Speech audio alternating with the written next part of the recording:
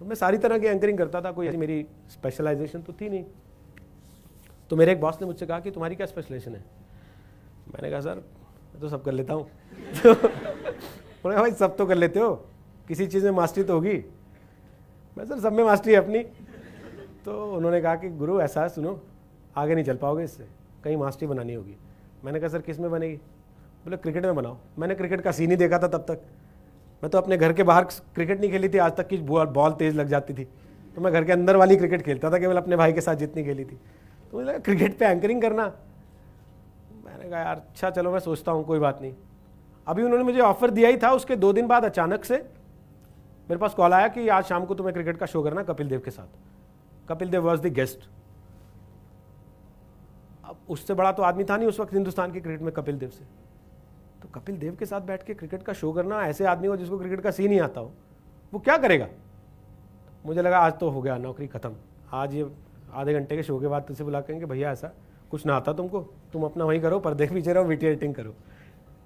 तो मैं कैंटीन से खाना खा के निकल रहा था, अखबार एक उड़ता हुआ आया, पैर के पास पड़ा, मैंने उसे पाँव मारा तो वो उड़ के मेरे ऊपर ही आ गया। किसी ने ब्रेड पकड़ा, खाने के बाद फेंका होगा। तो उस पर रवि शास्त्री का कॉलम था, कायदे से 2-3 दिन पुराना ही अखबार था, और सबसे अच्छी बात हिंदी में था।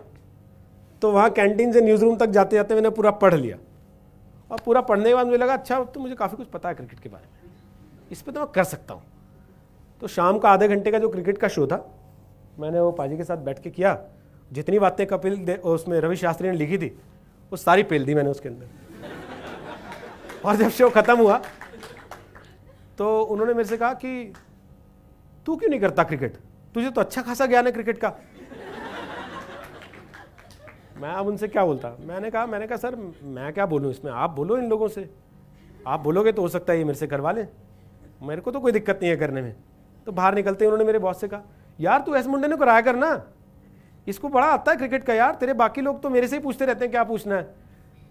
तो हिंदुस्तान का सबसे बड़ा कप्तान आपकी पैरवी कर रहा है वहां पे खड़े होके, और आप सोच रहे हो कि यार मैंने गलत किया या सही किया।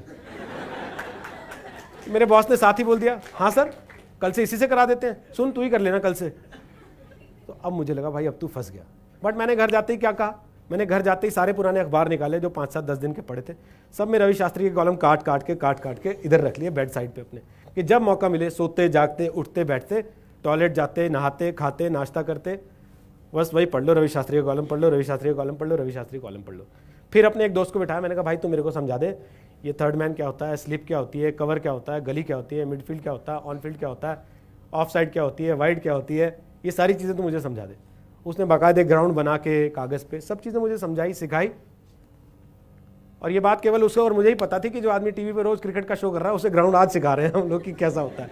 पर मैंने वहाँ पे हौसला नहीं छोड़ा, वो रवि शास्त्री के कॉलम पढ़ के ही 2 दिन 4 दिन 6 दिन 7 दिन 8 दिन 10 दिन मैंने 8 साल क्रिकेट के शोज़ किए, वर्ल्ड कप क्रिकेट कवर किया, दुनिया भर के देश घूम लिए क्रिकेट के, जहाँ जहाँ क्रिकेट मैच होते थे वहाँ कवर करने जाता था।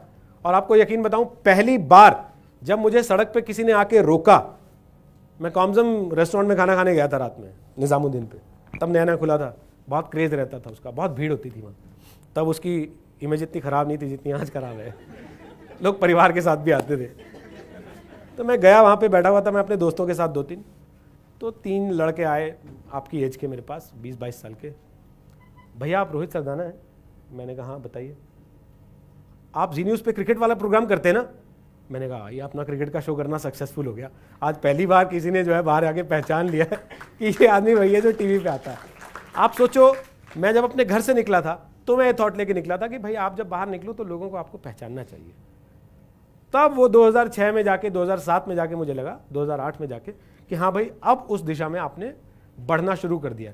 अगर मैं पहले दिन उससे कह देता कि सर मेरा तो क्रिकेट में कोई ऐसा है नहीं इंटरेस्ट, मैंने कभी जीवन में क्रिकेट खेली नहीं, जैसा हम आमतौर पे करते हैं, कोई अपॉर्चुनिटी आती है हम उसको अपने उस पर टेस्ट करते हैं कि भाई हम इसके साथ कितने कंफर्टेबल हैं, और हम फाइनली उसको डिनाई या एक्सेप्ट कर लेते हैं। वहाँ पे आने के बाद वहाँ क्या होता है, वो अपॉर्चुनिटी जब हमारे हाथ से चली जाती है फिर हम बैठ के रोते हैं कि यार मौका आया था चला गया, किसी और को मिल जाता है, वो उसको एक्वायर कर लेता है, वो उस पर अपनी अचीवमेंट्स गेन करता है और फिर आपसे आगे बढ़ जाता है, आप वहीं के वहीं खड़े हुए देखते रह जाते हो। आप बाद में कहते हो जैसे वो शाहरुख वाली फिल्म थी चक दे, तो बाद में कई हीरोज़ कह रहे थे हाँ वो मुझे रोल ऑफर हुआ था, मैं उस वक्त कर नहीं पाया क्योंकि मैं बिजी था।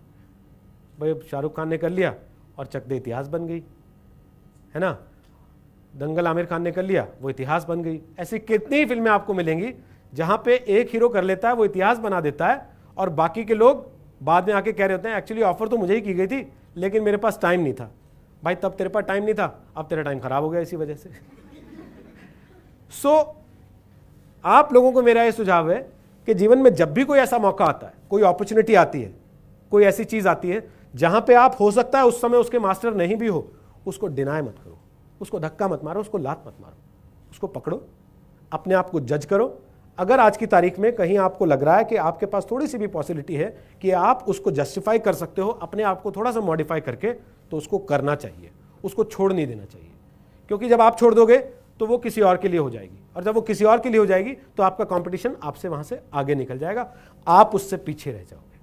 तो मैं आप लोगों को सिर्फ इतना ही आज ये कहना चाहता हूं कि हम लोग बहुत सारी चीज़ों में, बहुत सारे मौके आते हैं जीवन में जहां हम बहुत छोटी छोटी बातों से कि अच्छा इसने ऐसा कह दिया, उसने वैसा कह दिया, इसने तो मेरे मन का नहीं कहा, मेरी मम्मी ने ऐसा बोल दिया, मेरे पापा ने ऐसा, हम उन चीज़ों को जाने देते हैं और फिर बाद में हम पछताते हैं।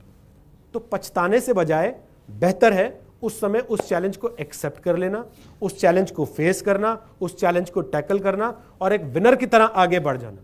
जब आप एक छोटे से चैलेंज से भी जीत के आगे बढ़ते हो ना, तो अगले चैलेंज के लिए आपका कॉन्फिडेंस 100% बढ़ जाता है। फिर सामने कोई बड़ा चैलेंज भी आता है तो आपको लगता है कि ठीक है, जब मैंने वो कर लिया था तो ये क्या चीज़ है, मैं ये भी कर ही लूंगा। और जब आप ये सोचते हो ना कि मैं ये भी कर ही लूंगा, तो फिर आप कर लेते हो। फिर कितनी भी दिक्कतें आए, फिर कोई आपको रोक नहीं सकता।